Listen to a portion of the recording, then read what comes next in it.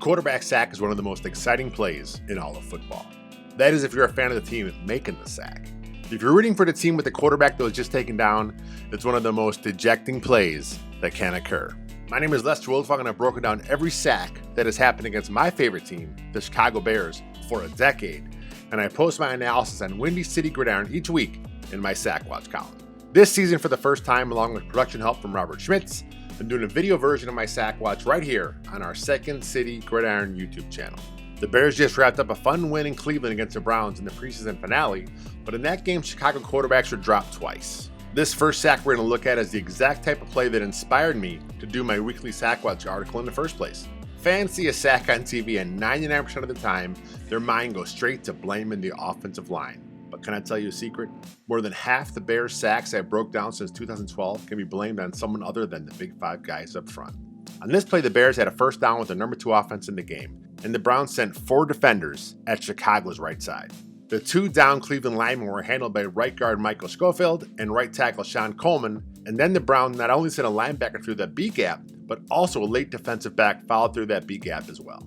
Running back Khalil Herbert does his job by taking the first threat through, the linebacker, and that left the defensive back, Sean Jolly, as the responsibility for quarterback Trevor Siemian.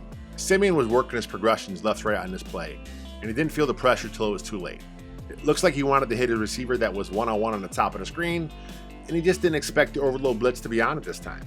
Jolly timed his blitz perfectly to make sure he'd have a free lane to the quarterback, and he got the strip sack.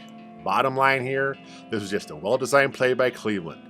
They rotated coverage towards your blitzers, and neither Siemian nor the Bears were in a position to pick this up. So, for those scoring at home, I'd probably put this in the sacks happen category, because those guys on defense, they get paid to make plays too. On sack number 2, Cleveland defensive end Curtis Weaver comes off Chicago's right edge unblocked. And this is where anyone grading or breaking down film has to make a few assumptions, so we don't know the exact play call or the special rules the players are taught based on the look they get. But I'm pretty sure this sack can be pinned on Chicago's right tackle. Sean Coleman squeezes inside on this play for his right tackle spot, but right guard Michael Schofield was already there for the defensive tackle. The Browns are showing 2 threats, so Coleman should have set up to get the defensive end. No matter how many times I look at this one, I come back to Coleman making a mental mistake. So, what was Coleman thinking? Maybe he thought the tight end was staying in for the edge? Okay, but if so, I don't like the technique he had here anyway. Coleman aggressively steps to cut off the defensive tackle. Kind of like he thought Schofield's responsibility was the right side A gap, only there's no threat there. So if Coleman thought he was free here, then he should have settled back into a pass pro, being cognizant of helping his B gap with his inside hand, just in case Schofield needed it. That also would have allowed him to notice that there was no one blocking the edge rusher. He probably still can't get there to cut Weaver off, but at least he would have had a fighter's chance. After the play, you see Coleman and Schofield having a discussion, and my guess there was a "my bad" mixed in there somewhere from Coleman at some point.